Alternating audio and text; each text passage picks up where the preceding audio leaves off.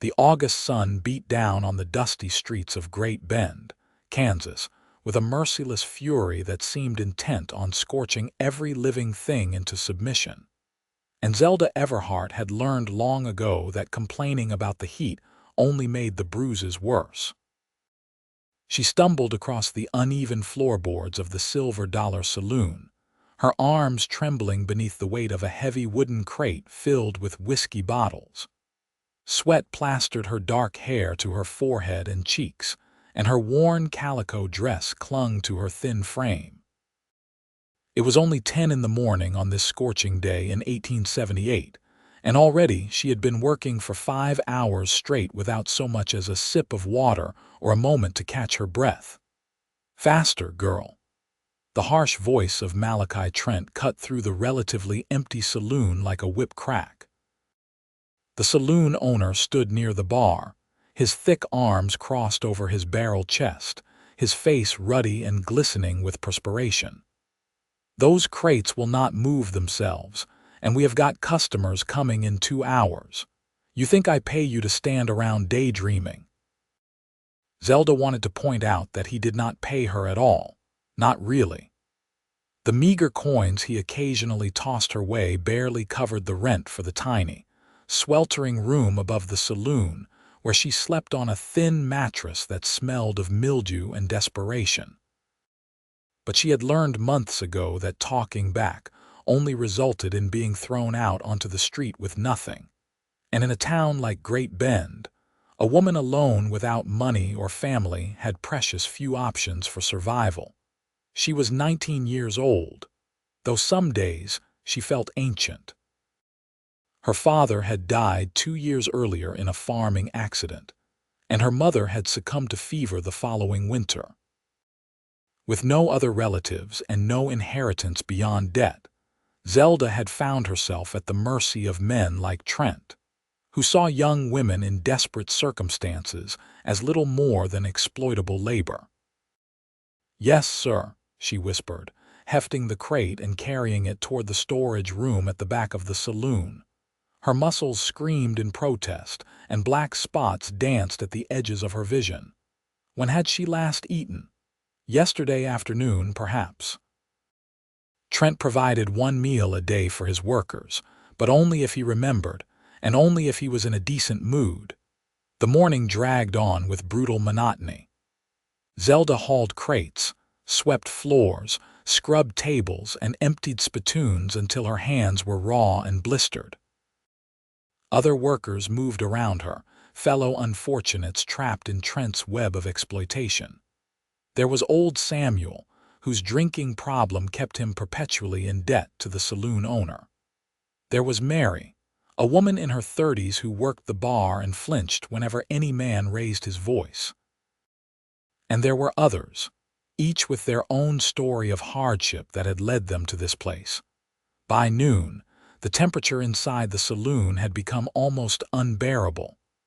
The building trapped heat like an oven, and what little breeze managed to drift through the open doors felt like dragon's breath. Zelda's vision swam as she carried another heavy tray of glasses from the storage room to the bar. Her legs felt like water, and her heart hammered irregularly in her chest. "Water," she managed to gasp to Mary as she set down the tray with shaking hands. "Please, may I have some water?" Mary glanced nervously toward where Trent stood talking to one of the card dealers.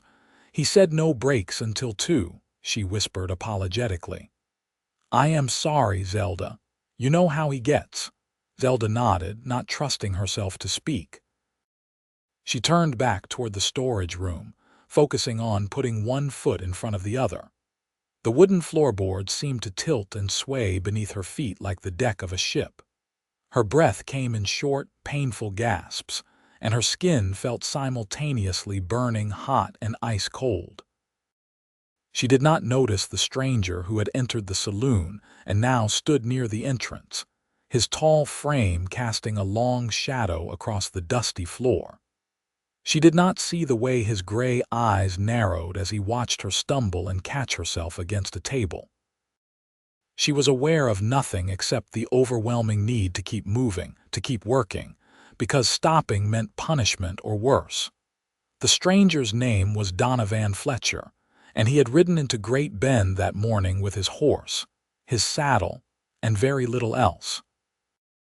At 24 years old, he had spent the last 6 years working cattle drives from Texas to Kansas, saving every penny he could toward buying his own ranch. He was lean and weathered from years under the sun, with dark hair that needed cutting and a quiet, watchful way about him that made most people think twice before causing trouble in his presence. He had come into the Silver Dollar looking for information about work in the area, but what he found instead made his jaw tighten with barely suppressed anger. He had seen many things in his years on the trail, much of it ugly, but there was something about watching the young woman struggle under loads that would challenge a full-grown man that stirred something protective and fierce in his chest. Donovan watched as she disappeared into the storage room and then emerged moments later with another heavy crate. Her face had gone pale beneath the flush of heat exhaustion, and she swayed on her feet like a sapling in a strong wind. The saloon owner barked another order at her and she flinched but nodded obediently. "That girl looks like she is about to drop," Donovan said quietly to the bartender, a different man than the owner. The bartender, a wiry fellow named Jack, shrugged uncomfortably. "Trent works them all hard. She has been at it since before dawn, I reckon. In this heat." Donovan's voice was soft but carried an edge of steel. "Without water." Jack looked away, unwilling to meet those steady gray eyes. "Not my business how Trent runs his place. You want a drink or not, Cowboy?" Donovan did not answer. His attention had returned to the young woman, who had just set down her burden and was now gripping the edge of a table with white-knuckled fingers. Even from across the room, he could see the way her chest heaved as she struggled to draw breath. She took a step forward, then another, and he saw her legs begin to buckle. He moved without thinking, his long strides carrying him across the saloon floor in seconds. He reached her just as her knees gave out completely, catching her before she could hit the ground. She was light in his arms, far too light, all sharp angles and fragile bones. Her eyes fluttered open for just a moment, confused and frightened before rolling back in her head. "What in blazes do you think you are doing?" Malachi Trent's voice boomed across the saloon. "Put her down." "She has got work to do." Donovan turned slowly, the unconscious woman cradled against his chest. When he spoke, his voice was quiet, but every person in the saloon heard it clearly. "This woman needs a doctor, water, and rest. In that order." Trent's face flushed an even deeper shade of red. "That is my employee, and I will thank you to put her down and mind your own business, stranger. This is how things work around here." "Then things around here are about to change," Donovan replied. He looked down at the woman in his arms, noting the dark circles under her eyes, the chapped lips, the way her skin burned with fever from heat exhaustion. Something in his chest twisted painfully. He had seen animals treated better than this. Like hell they are. Trent started forward, his hand moving toward the pistol at his belt. The sound of a dozen chairs scraping back filled the saloon as other patrons stood. Some were friends of Trent's, ready to back him up. Others were simply curious to see what would happen next. Donovan did not reach for his own weapon. Instead, he simply looked at Trent with those calm, steady eyes that had stared down rustlers, rattlesnakes, and stampeding cattle without flinching. "I would reconsider that," Donovan said softly. "I am walking out of here with this woman. You can let that happen peaceful-like, or we can do this another way. Your choice." For a long moment, the saloon was silent except for the buzzing of flies and the labored breathing of the unconscious woman. Trent's hand hovered near his gun, but something in the stranger's eyes made him hesitate. This was not some green kid or town drunk he could push around. This was a man who had lived hard and would not back down from a fight, especially not when he believed he was in the right. "You take her. You are stealing my property," Trent finally said, though his hand had moved away from his weapon. "She owes me for room and board."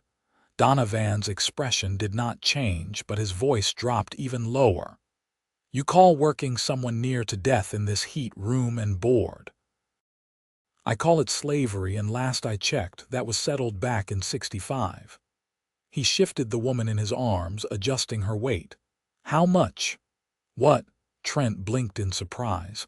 "How much does she owe you?" Donovan repeated patiently. "I will pay her debt, right here, right now." "Then she walks out of here free and clear, and you do not follow, you do not come looking for her, and you do not cause her any more trouble. We got a deal." Trent's eyes glittered with greed. $50. "Liar," Donovan said flatly. "Try again." 40, Trent amended quickly. Donovan studied him for another moment, then nodded curtly. 20, and that is more than she likely owes, but I am paying it just to make sure we are clear. He looked toward the bartender. "Jack, you are my witness. Take $20 from my pocket and give it to Trent. Her debt is paid, and she is free to go." Jack hesitated, glancing between the two men, then carefully approached Donovan and extracted a worn leather wallet from the cowboy's pocket. He counted out $20 in bills and coins and handed them to Trent, who snatched them up eagerly. "Fine," Trent growled. "Take the useless girl. She was more trouble than she was worth anyway." Donovan did not dignify that with a response. He turned and walked out of the Silver Dollar Saloon, the woman still unconscious in his arms. The blast of heat that hit him as he stepped onto the street was like walking into a wall, but he had endured worse. He looked up and down the dusty main street of Great Bend, noting the general store, the church, and finally the small building with a hand-painted sign that read, "Dr. Augustus Hammond, Physician." The doctor's office was blessedly cooler than the saloon, thanks to thick adobe walls and shuttered windows. Dr. Hammond, a portly man in his 50s with kind eyes and capable hands, took one look at Zelda and immediately directed Donovan to lay her on the examination table. "Heat exhaustion," the doctor pronounced after a quick examination. "Possibly sunstroke as well. When did she last have water?" "I do not know," Donovan admitted. "I found her working at the Silver Dollar. Trent had her hauling heavy loads all morning in this heat." Dr. Hammond's mouth tightened into a thin line. "That man is going to kill someone one of these days with his cruelty." He began carefully administering water to the unconscious woman, a few drops at a time so she would not choke. "She needs rest, fluids, and someone to watch over her for the next day or two. Do you know where she lives?" "She was renting a room above the saloon," Donovan said. "But I paid off her debt to Trent and told him she was leaving. I do not think going back there is a good idea." The doctor nodded thoughtfully. "My wife and I have a spare room. She can stay with us while she recovers." He glanced at Donovan with curious eyes. "That was a generous thing you did, young man. Most folks would not have gotten involved." Donovan looked down at the woman on the table. Her breathing had evened out and some color was returning to her cheeks. She had delicate features, he noticed, though they were currently drawn with exhaustion and suffering. There was something about her that tugged at him, some quality he could not quite name. "It was the right thing to do," he said simply. Over the next 2 hours, Zelda drifted in and out of consciousness. Each time she opened her eyes, she was confused by her surroundings.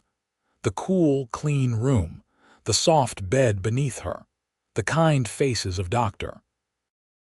Hammond and his wife, Beatrice, who spooned broth into her mouth and bathed her face with cool cloths.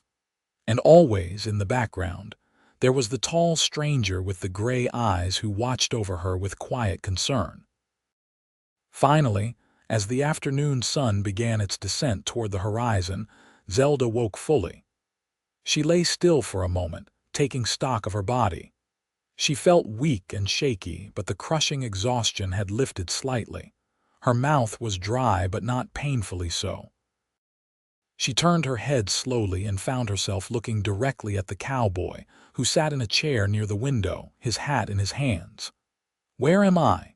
Her voice came out as barely more than a whisper. Donovan stood and moved closer, though he kept a respectful distance. "You are at Dr. Hammond's house. You collapsed at the saloon. Do you remember?" Fragments of memory returned. The endless work, the heat, the feeling of her body shutting down, strong arms catching her, and then nothing. "You caught me," she said slowly. "I remember that." "Yes, madam." Panic suddenly flooded through her and she tried to sit up. "Mr. Trent, he will be so angry. I have to get back.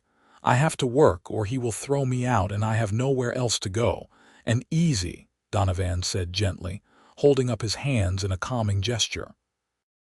"You do not work for Trent anymore. I paid off whatever debt he claimed you owed. You are free." Zelda stared at him in disbelief.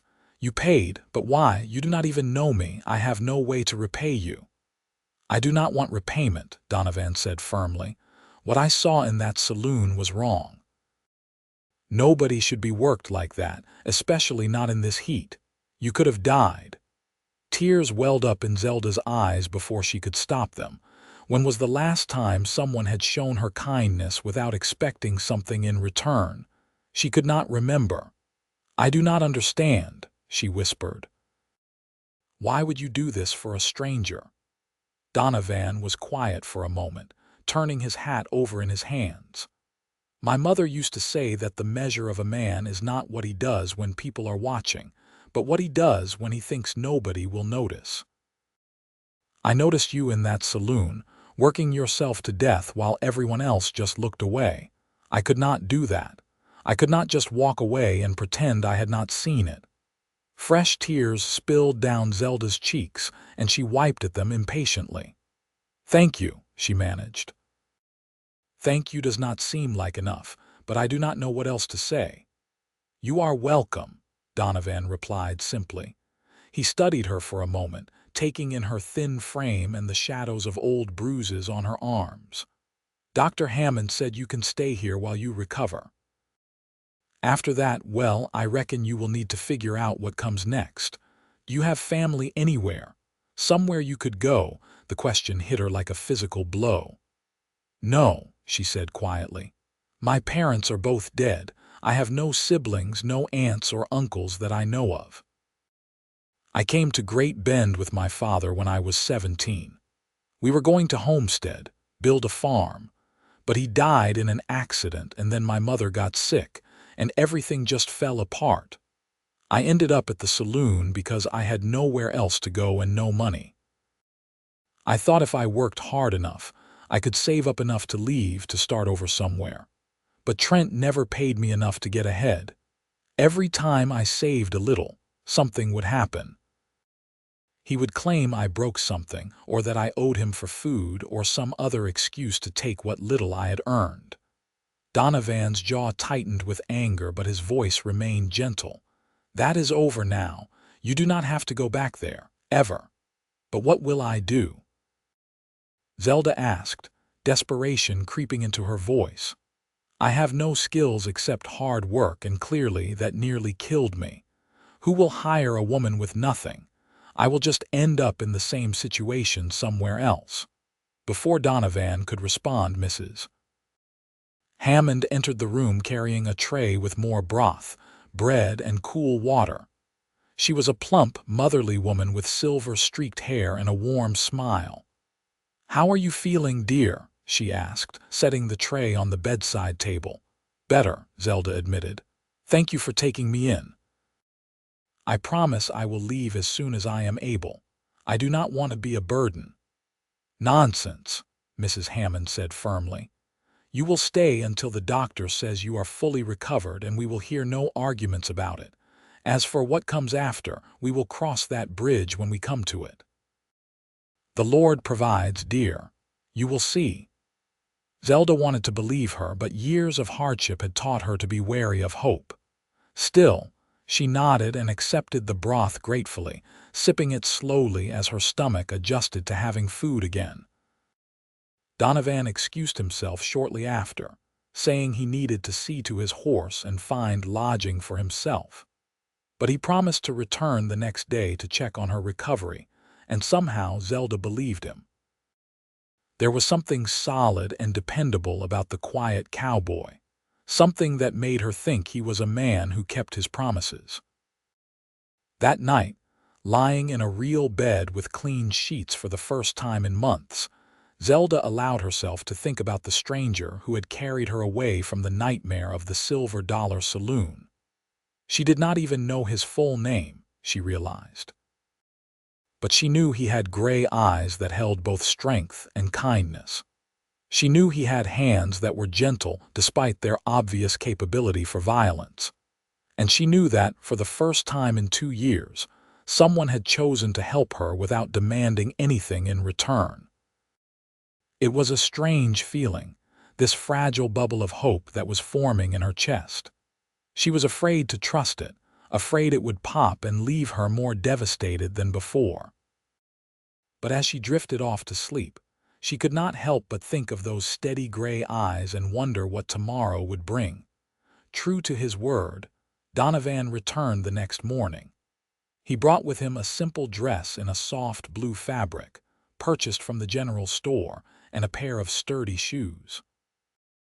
"I noticed your dress was torn and your shoes were falling apart," he explained, looking slightly embarrassed as he handed the bundle to Mrs. Hammond. "I thought she might need something decent to wear." Mrs. Hammond beamed at him. "What a thoughtful young man you are, Mr. Fletcher. Zelda will be so pleased." Zelda was indeed pleased, though she was also overwhelmed.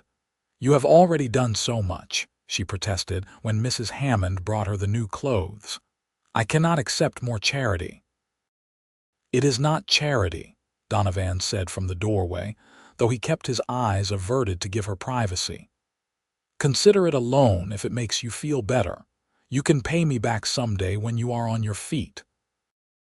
They both knew he did not mean it, but the fiction allowed Zelda to accept the gift with her pride intact. She changed into the new dress with Mrs. Hammond's help, marveling at the feel of clean, undamaged fabric against her skin. The dress fit reasonably well, and the shoes were infinitely more comfortable than the worn-out things she had been wearing. When she emerged into the main room of the house, Donovan looked up from the cup of coffee he had been nursing. For a moment, he just stared, and Zelda felt her cheeks flush under his gaze. In proper clothing, and with some of the exhaustion lifted from her features, she looked completely different from the half-dead girl he had carried out of the saloon. "You look well," he said finally, his voice slightly rough. "Thank you," Zelda replied softly. "For everything. The clothes, the debt, rescuing me. I do not know how I will ever repay you." "I told you I do not want repayment," Donovan said. He set down his coffee cup and stood, running a hand through his dark hair in a gesture that spoke of uncertainty. "But I have been thinking about your situation, about what comes next for you." Zelda's stomach clenched with anxiety. Was he about to tell her she needed to leave?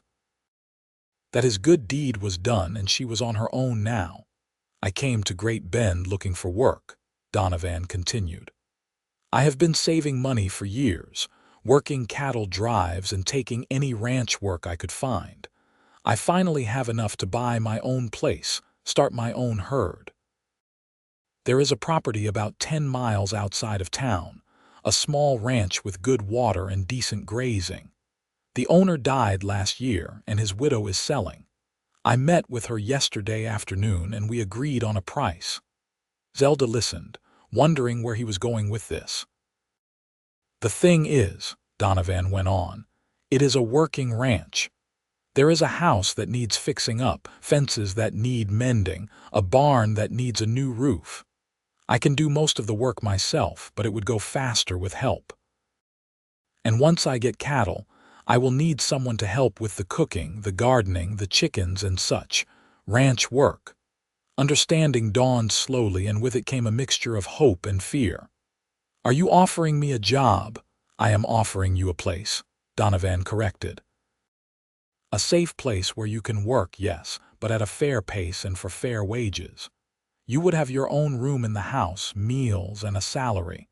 Nothing like what Trent did. Honest work for honest pay. It sounded too good to be true, and Zelda's instinct was to be suspicious. She had learned the hard way that men who seemed helpful often had ulterior motives. Why? She asked bluntly. Why would you do this? Donovan met her eyes steadily. Because you need help and I need help, and it seems like maybe we could help each other. I am not going to lie and say I do not have selfish reasons. Getting that ranch up and running alone would be hard and lonely work. Having someone else there would make it easier. But I give you my word, Zelda, I will treat you with respect. You will have your own space, your privacy, and your dignity. If you ever feel unsafe or want to leave, you are free to go. No debt, no obligations. Zelda searched his face for any sign of deception, but found none. There was only honesty in those gray eyes and a quiet strength that made her want to trust him. I do not know anything about ranch work, she admitted. I can teach you, Donovan replied, and you clearly know hard work. The rest is just learning, Doctor. Hammond, who had been listening from the other room, cleared his throat and stepped forward. If I may offer my opinion, Miss Everhart, Donovan Fletcher has been asking around town about that ranch for the past day.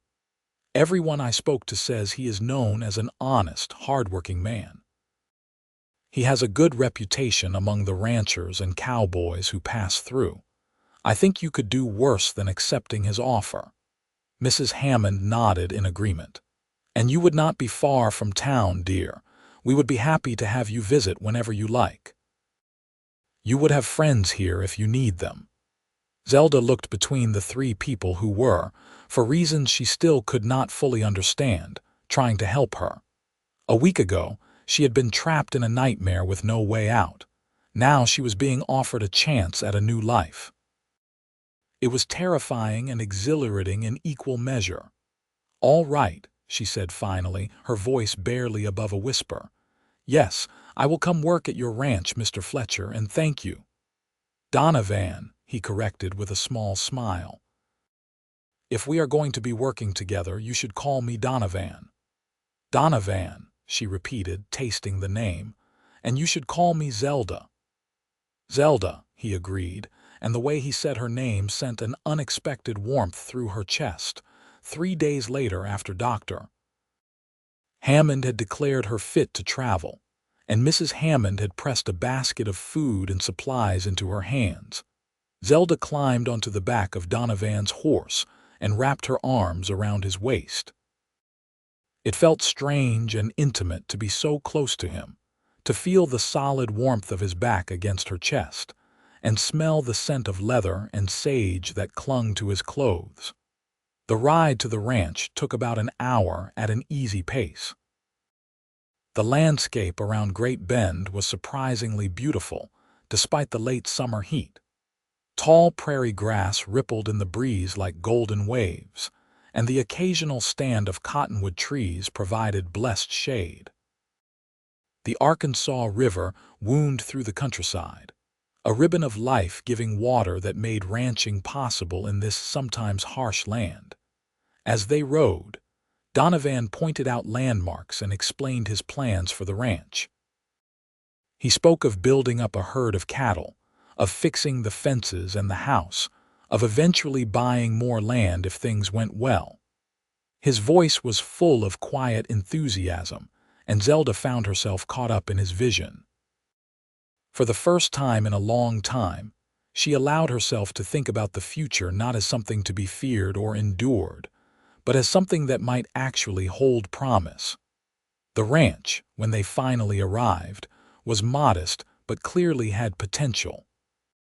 The house was a simple wood frame structure with a covered porch and shuttered windows. It needed paint and some repairs, but the bones were solid. The barn was larger than the house, built to hold hay, tack, and livestock during the winter. Donovan had been right about the roof needing work, though.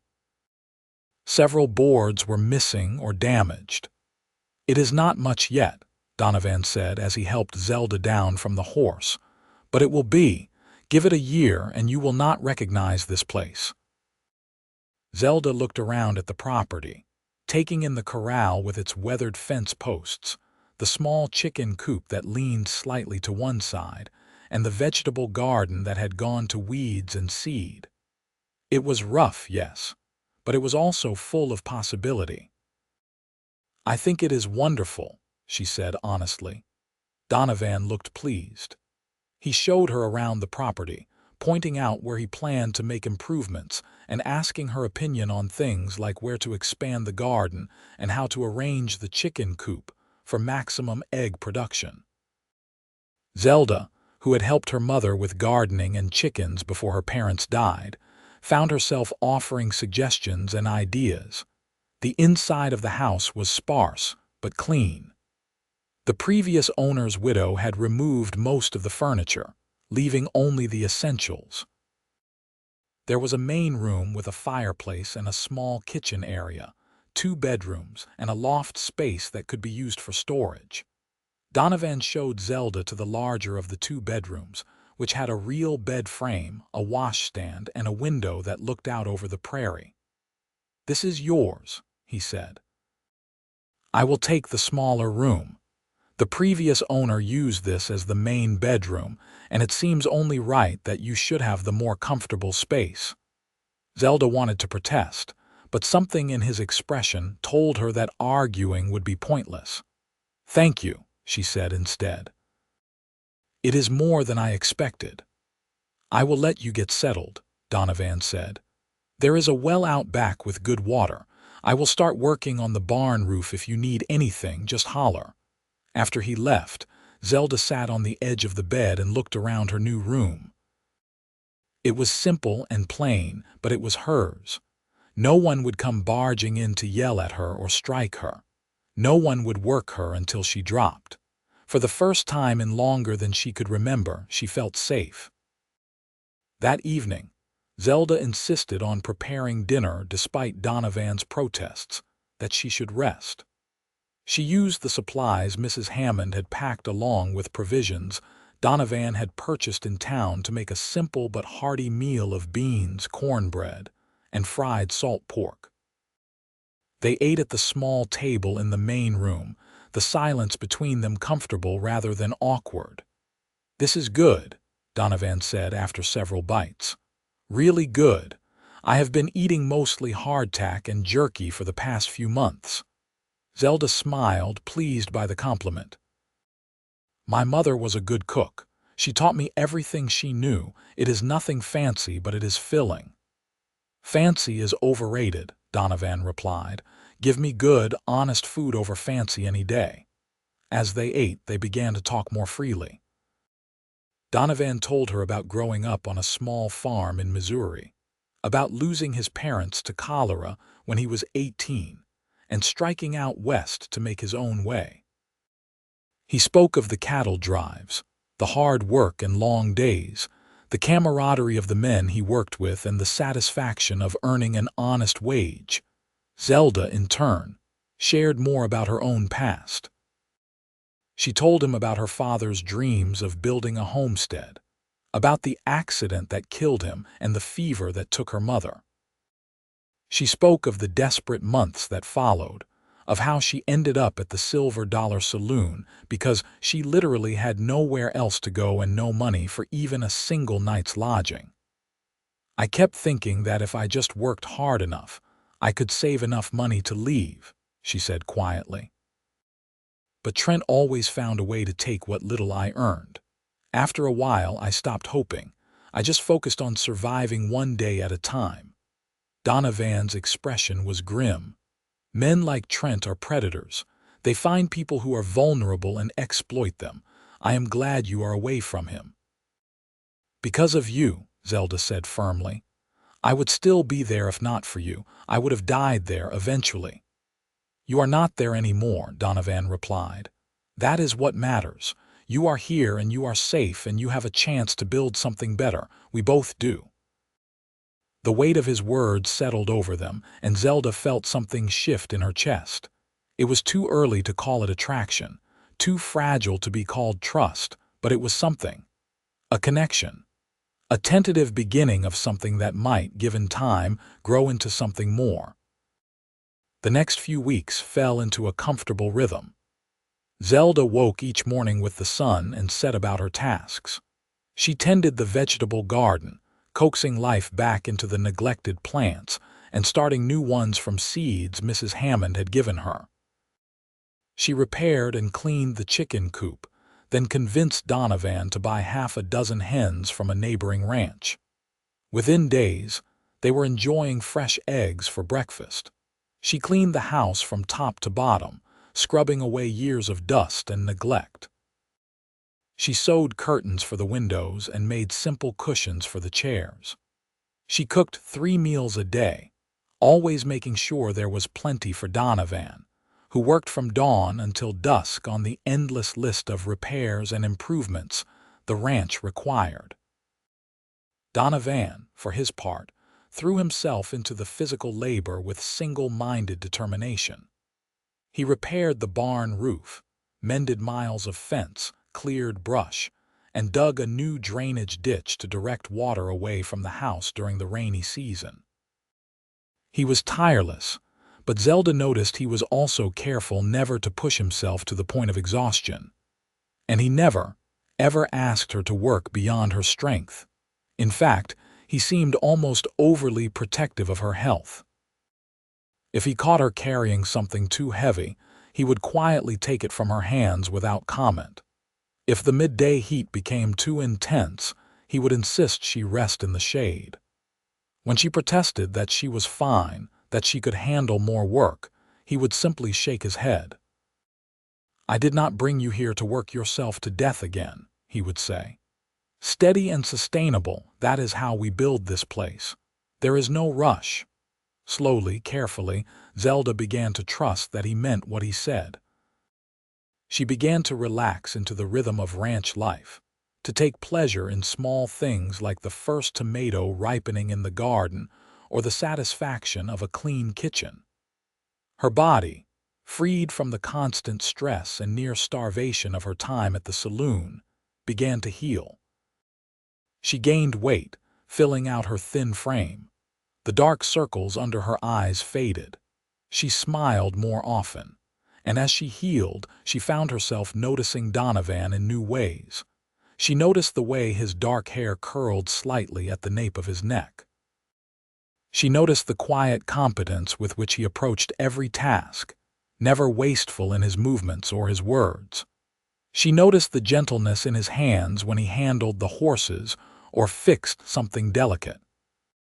She noticed the way he sometimes watched her when he thought she was not looking, an expression on his face that she could not quite read. One evening in early September, as they sat on the porch watching the sun set over the prairie, Zelda worked up the courage to ask him something that had been on her mind. "Donovan, why did you really help me that day? You said it was the right thing to do, but plenty of people saw me in that saloon and did nothing. What made you different?" Donovan was quiet for a long moment, his gaze fixed on the horizon where the sky had turned shades of orange and pink. "I told you my parents died when I was 18, he finally said. "What I did not tell you was that my mother worked herself to death trying to keep the farm going after my father got sick. She would not rest, would not accept help, just kept pushing herself harder and harder because she thought if she just worked hard enough, she could save everything. By the time my father died, she was already sick herself. She lasted less than a month after him."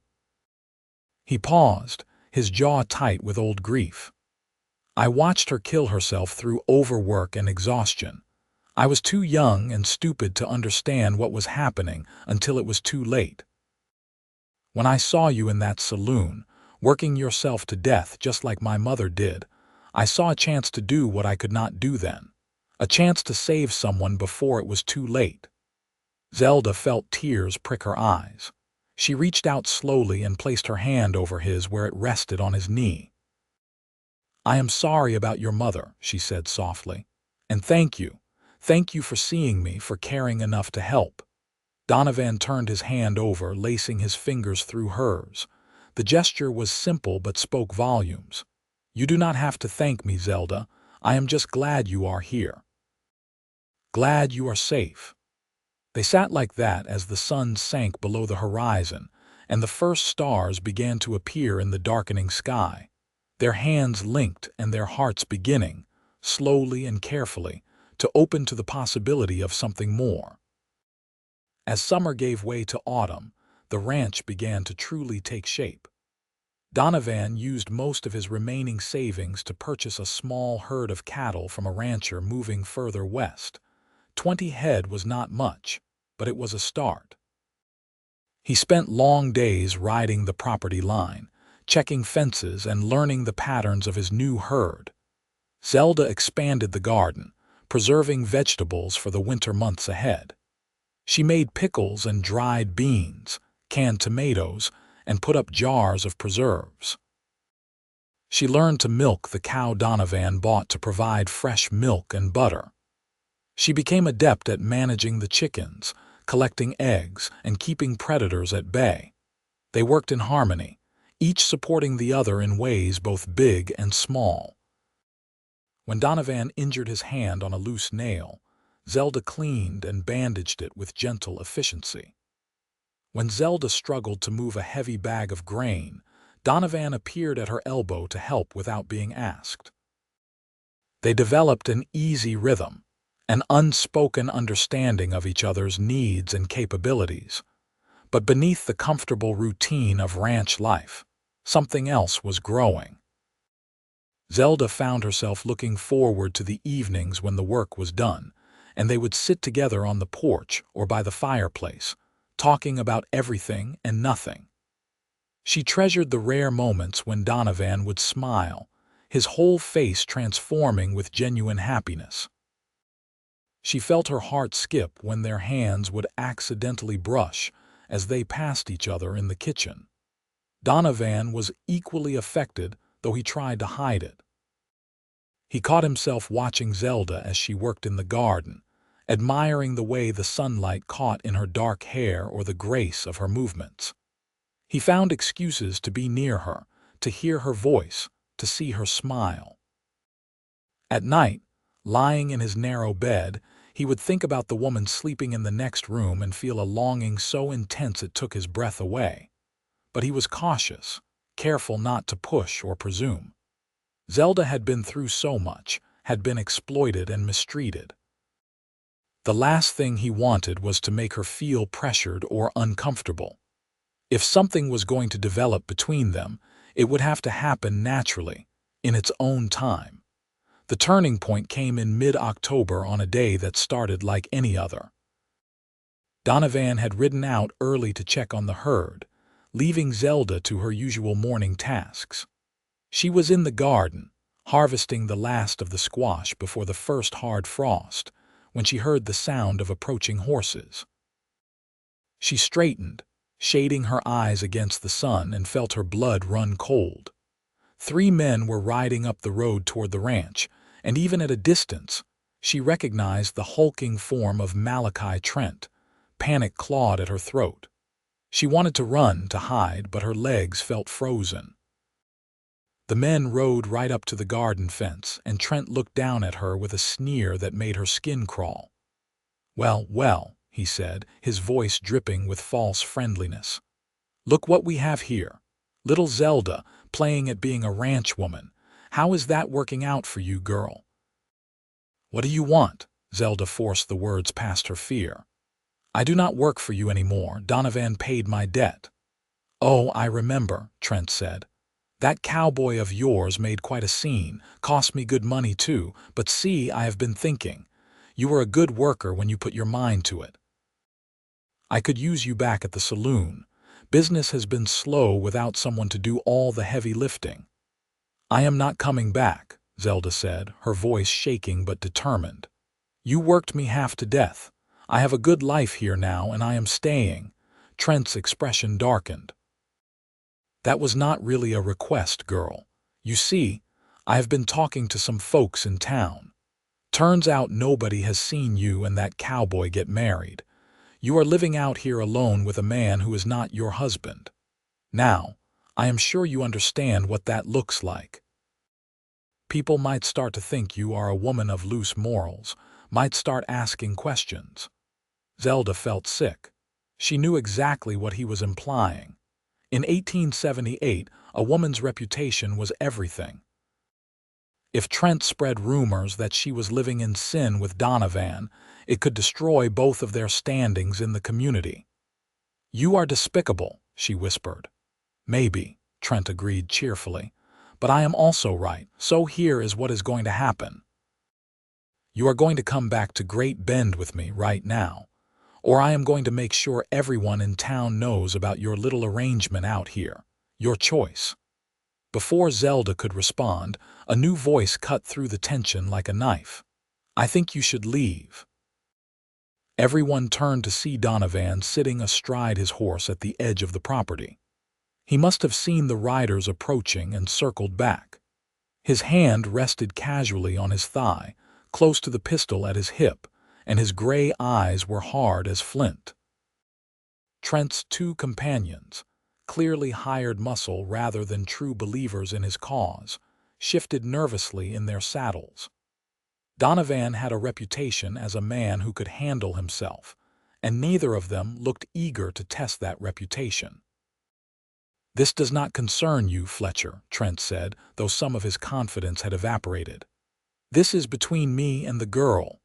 Wrong, Donovan replied, his voice deadly calm. Zelda lives and works on my property.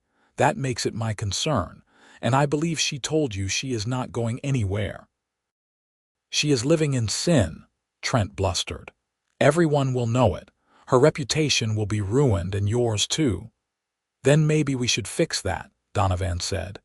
He dismounted in one smooth motion and walked toward the garden fence, his eyes never leaving Trent. When he reached Zelda, he turned to face her fully. Zelda Everhart, will you marry me? The world seemed to stop. Zelda stared at him, her mind reeling. What?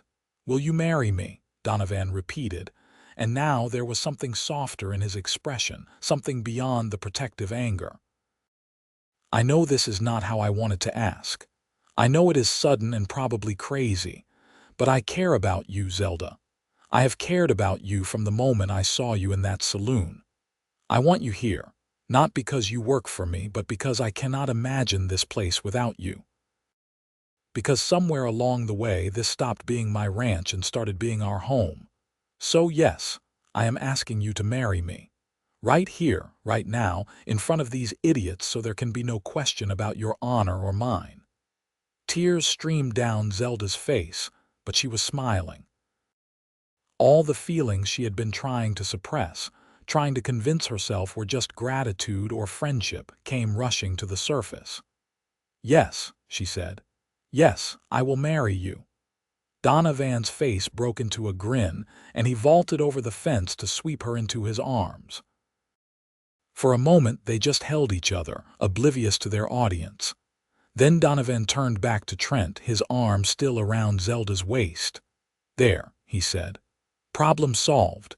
She is going to be my wife. Now get off my property before I throw you off. Trent opened his mouth to argue, then seemed to think better of it. He had lost, and he knew it. With a muttered curse, he wheeled his horse around and rode off, his two companions following close behind. After they had disappeared down the road, Zelda turned to Donovan. Did you mean it? She asked. About caring for me, or was that just to get rid of Trent? Donovan cupped her face in his hands, his thumbs gently wiping away her tears. I meant every word, he said fiercely. I have been half in love with you for weeks, Zelda. I was just waiting for the right time to tell you to court you properly. Trent forced my hand, but I do not regret it. Not if it means you will be my wife." "I love you too," Zelda whispered. "I think I have loved you since you carried me out of that saloon. You saved my life, Donovan. In every way that matters, you saved my life." He kissed her then, soft and gentle and full of promise. It was a first kiss, tentative and sweet, and it sealed a commitment they had both been moving toward since that sweltering August day in Great Bend. They were married a week later in a simple ceremony at the church in Great Bend. Dr. Hammond gave Zelda away, and Mrs. Hammond cried happy tears throughout the entire service. Several of the neighboring ranchers attended, as did a handful of townspeople who had heard about the dramatic rescue and subsequent romance. Malachi Trent did not attend, of course. In fact, word around town was that he had left Great Bend entirely after a visit from the territorial marshal, who had heard some disturbing reports about labor conditions at the Silver Dollar Saloon. The saloon itself had been shut down pending an investigation. Zelda felt no sympathy for him. The wedding was simple but perfect. Zelda wore a dress Mrs. Hammond had helped her make from soft cream fabric. Donovan wore his best shirt and a new vest purchased for the occasion. When the minister pronounced them husband and wife, Donovan kissed her with such tenderness that several of the women in attendance sighed audibly. After the ceremony, there was a small celebration at the doctor's house. The neighbors brought food and well wishes, and for a few hours, the newlyweds were surrounded by warmth and community. But eventually, as the sun began to set, they excused themselves and rode back to their ranch, to the home they had built together. That night, in the privacy of their bedroom, Donovan was patient and gentle, taking his time to make sure Zelda felt safe and cherished. It was her first time, and he treated her like something precious, something to be treasured. They came together with tenderness and growing passion, and afterward, Zelda lay in his arms feeling more complete than she had ever thought possible. "Are you happy?" Donovan asked, pressing a kiss to her forehead. "I am more than happy," Zelda replied. "I am home." The first year of their marriage passed in a blur of hard work and deep contentment. They expanded the herd, improved the house, and built a reputation for producing quality cattle. Zelda proved to have a gift for managing the ranch finances, keeping careful records of expenses and income in a neat ledger. Donovan continued to work the land with the same quiet determination that had first attracted her to him. They learned each other's rhythms and moods, the way all couples do. They had their disagreements, of course. Donovan could be stubborn about doing things his way, and Zelda sometimes took on more work than was wise, old habits from her time at the saloon dying hard. But they always talked through their problems, always came back to the foundation of love and respect that had brought them together. By the following spring, Zelda discovered she was pregnant. She told Donovan one evening after supper, watching nervously for his reaction. He stared at her for a long moment, then let out a whoop of joy that probably scared the cattle in the far pasture. He picked her up and spun her around, both of them laughing like children. "A baby," he kept saying, wonder in his voice. "We are going to have a baby. Are you happy?" Zelda asked, echoing his question from their wedding night. "Happy does not even begin to cover it," Donovan replied. He placed his hand on her still flat stomach with such tenderness that tears sprang to her eyes. "Thank you, Zelda. Thank you for giving me everything I never knew I wanted." The pregnancy was not easy. Zelda was sick for the first few months, and Donovan hovered over her with comical concern, insisting she rest while he took over many of her usual tasks. But as summer arrived and her belly began to swell with their child, she felt stronger and more content than ever. Their son was born on a cool November evening in 1879, delivered by Dr. Hammond with Mrs. Hammond and a midwife from a neighboring ranch in attendance. Donovan paced outside until he heard the baby's first cry, then burst into the room to find his wife exhausted but smiling, cradling a squalling red-faced infant. "A boy," Zelda said softly. "We have a son." Donovan knelt beside the bed, his eyes suspiciously bright as he looked at his child. The baby had a shock of dark hair and seemed determined to announce his presence to the world with the volume of his cries. "He is perfect," Donovan whispered. "What should we name him?" They had discussed names for weeks but never quite settled on one. Now, looking at her husband's face as he gazed at their son with such love, Zelda knew exactly what to call him. "Daniel," she said, "after your father." Donovan's eyes met hers and a single tear rolled down his cheek. "Daniel," he repeated. "Daniel Fletcher." "I think my father would have liked that." Baby Daniel proved to be a force of nature from his first breath. He was demanding and loud, keeping them up at all hours with his needs, but neither Zelda nor Donovan minded. They had both come from places of such loneliness and loss that the chaos of a newborn felt like a gift rather than a burden. As Daniel grew from infant to toddler, the ranch continued to prosper.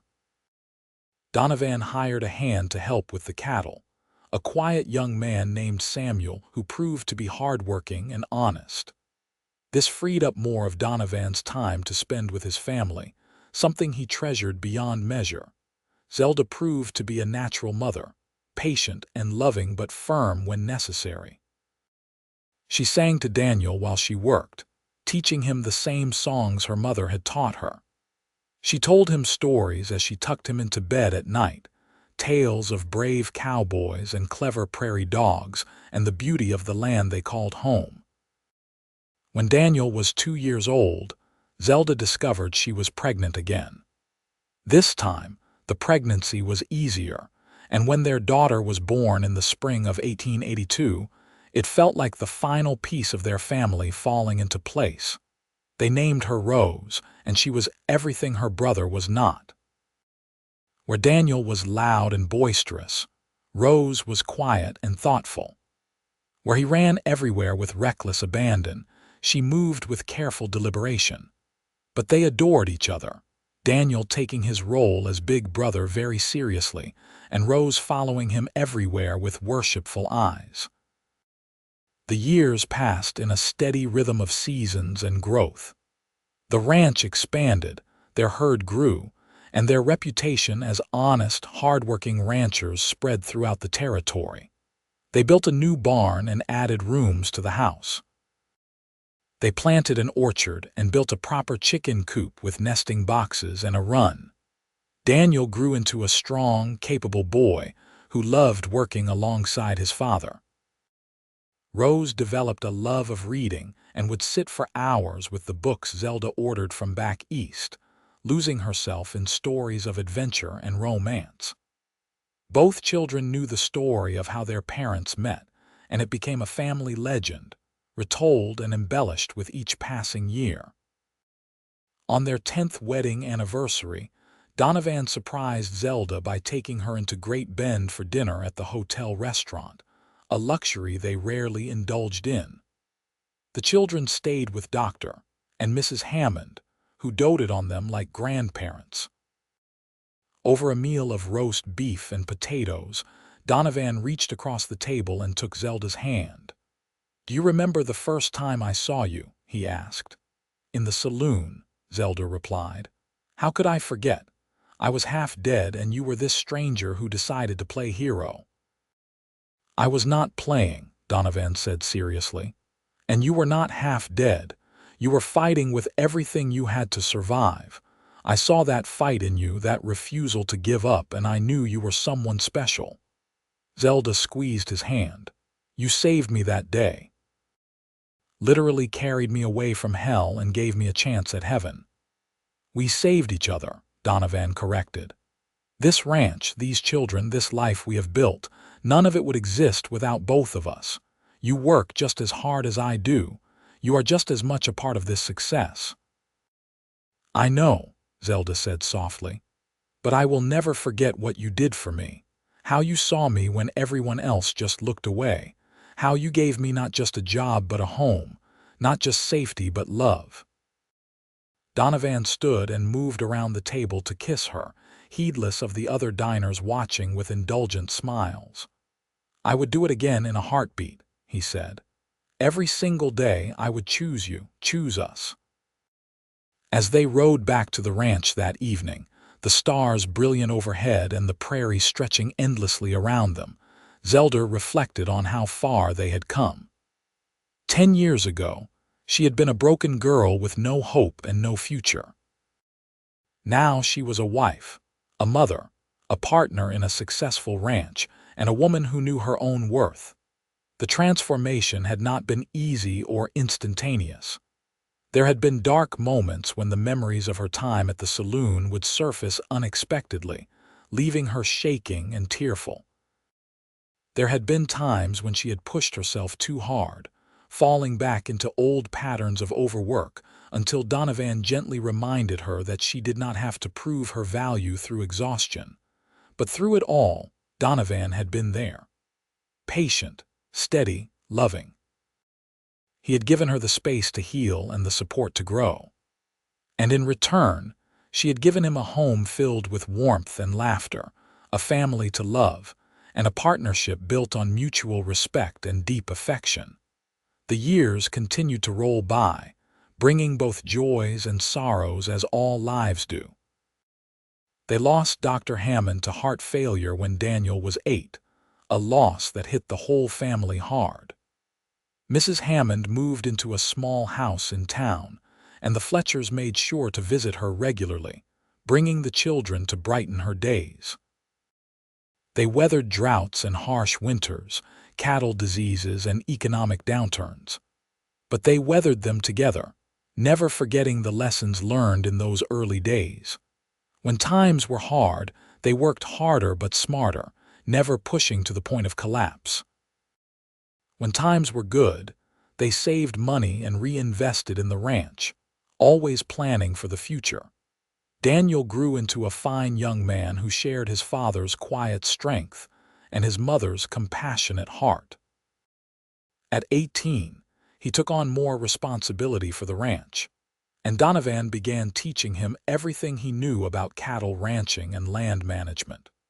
Rose, at 16, had developed into a beautiful young woman with a sharp mind and a love of learning that reminded Zelda of herself at that age.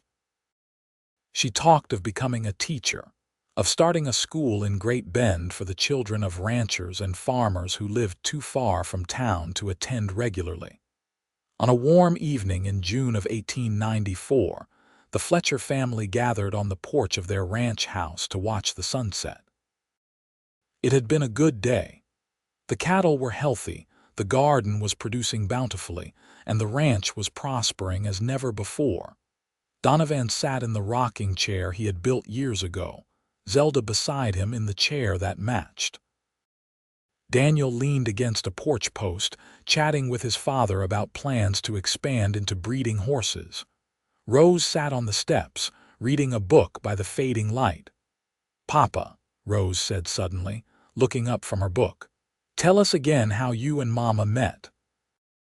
Donovan and Zelda exchanged a glance, a lifetime of love and understanding passing between them in that single look. "You have heard that story 100 times," Donovan said, but he was smiling. "I know," Rose replied, "but I never get tired of it. It is the most romantic story I know." Daniel rolled his eyes but grinned. "Go on, Pa, tell it." So Donovan did, with Zelda occasionally adding details or corrections. He told them about walking into the Silver Dollar Saloon on that sweltering August day, about seeing a young woman being worked to death while everyone looked away, about catching her when she collapsed and refusing to let anyone stop him from carrying her to safety. He told them about paying her debt, about offering her a job and a home, about falling in love with her courage and strength and kindness. He told them about Trent showing up to cause trouble and about the impromptu proposal that had started their marriage. "The best decision I ever made," Donovan said, reaching over to take Zelda's hand, was choosing to help a stranger in need. The second best decision was asking her to be my wife. And the third best, Rose prompted, though she knew the answer. Having you two knuckleheads, Donovan replied with a grin, making both children laugh. Zelda looked around at her family, at the ranch they had built with sweat and determination and love, at the life they had created from nothing, and felt her heart swell with gratitude. She thought about the girl she had been 16 years ago, broken and hopeless, working herself to death in a dusty saloon. She thought about the moment strong arms had caught her, preventing her from hitting the ground, and how that single act of compassion had changed the trajectory of her entire life. "What are you thinking about?" Donovan asked softly, squeezing her hand. "About how lucky I am," Zelda replied. "About how a single moment of kindness can change everything. About how you carried me away from death and gave me a life worth living." "We built this life together," Donovan reminded her, as he always did when she tried to give him all the credit. "Every bit of it, we built together." "I know," Zelda said, "but you started it. You were brave enough to see someone who needed help and do something about it. You could have walked away, Donovan. Most people did, but you did not. You stayed." "I could not walk away," Donovan said simply. "Not from you, never from you." As the sun finally dipped below the horizon, painting the sky in shades of purple and gold, the Fletcher family sat together in comfortable silence. The ranch around them was quiet except for the lowing of cattle in the distance and the chirp of crickets in the grass.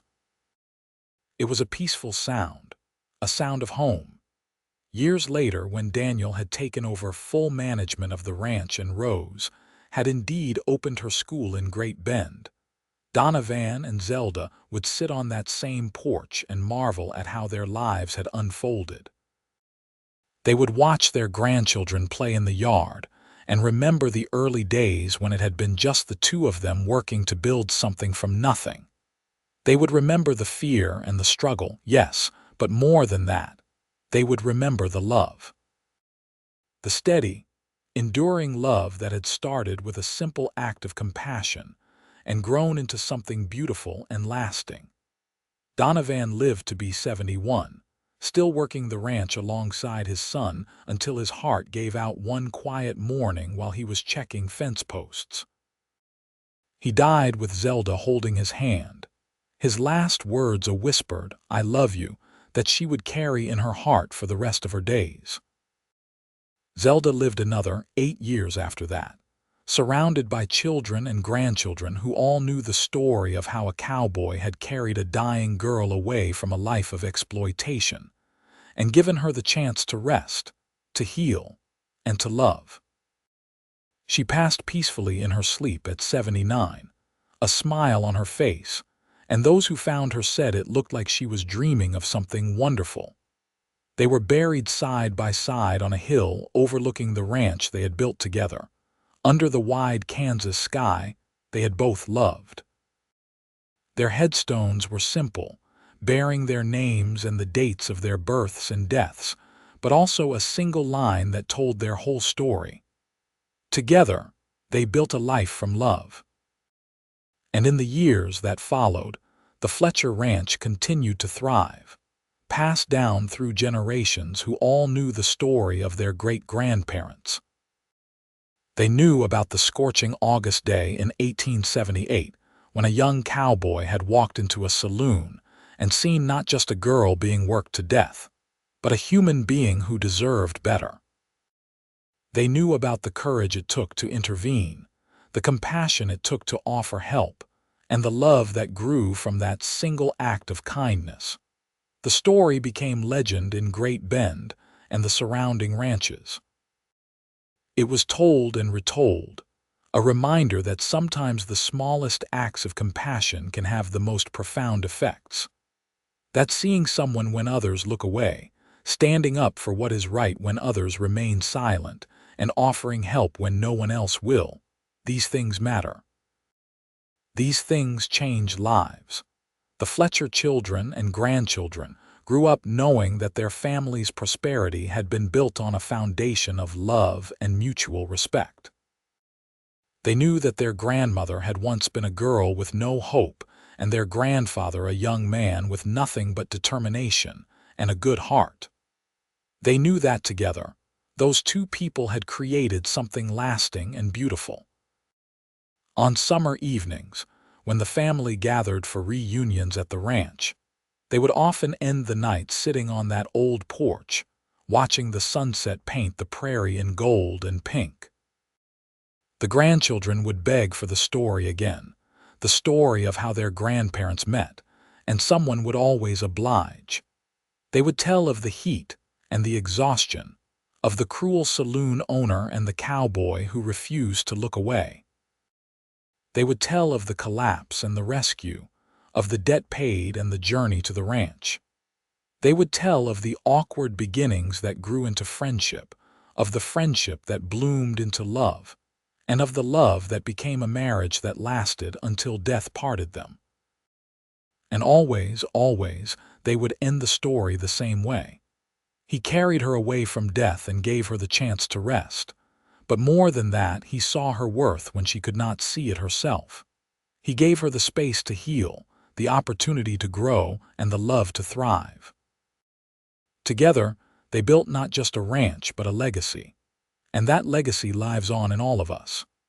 The Fletcher Ranch stands to this day, still in the family, still producing quality cattle, still home to people who know the value of hard work tempered with compassion. The house has been expanded and modernized, but the bones are the same ones Donovan Fletcher restored all those years ago. The hill where he and Zelda are buried is a place of peace and reflection, tended lovingly by generations who never knew them personally, but know their story by heart. And sometimes, on particularly hot August days when the sun beats down on the prairie with merciless intensity, visitors to the ranch swear they can feel the presence of those two souls who started it all. They feel the love that refused to give up, the compassion that changed a life, and the partnership that built an empire of the heart. The story of Donovan and Zelda Fletcher is more than just a romance. It is a testament to the power of seeing people, really seeing them, and choosing to help even when it is difficult or inconvenient. It is a reminder that we all have the capacity to change someone's life through simple acts of kindness. And it is proof that love, real love, can grow from the most unlikely circumstances and flourish into something that lasts beyond a single lifetime. In the end, that is the true legacy of the cowboy who carried a dying girl away from exploitation and gave her the chance to rest. Not the ranch he built or the cattle he raised, but the love he gave freely and the life he helped create. That is what endures. That is what matters. That is what makes their story worth telling, generation after generation, under the wide Kansas sky where their love story began.